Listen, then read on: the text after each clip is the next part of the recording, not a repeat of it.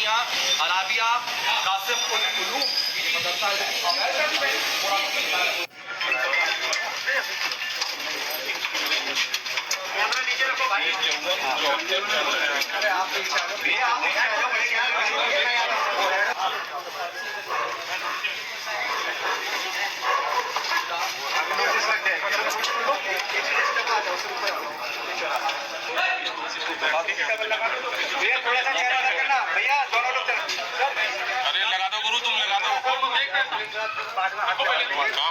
السلام علیکم ناظرین، آپ دیکھ رہے ہیں اردو نیٹ ورک اور میں حاضر ہوں ایک اہم خبر کے ساتھ۔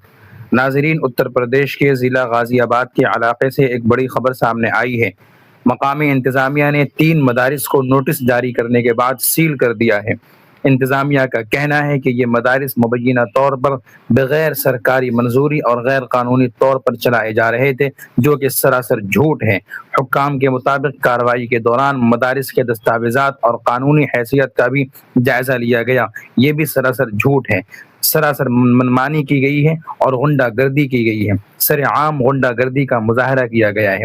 رپورٹس کے مطابق یہ کارروائی سوریہ نامی شخص کے قتل کے معاملے کے بعد سامنے آئی، جس کے بعد علاقے میں مختلف اداروں اور سرگرمیوں کی جانچ کا سلسلہ شروع کیا گیا۔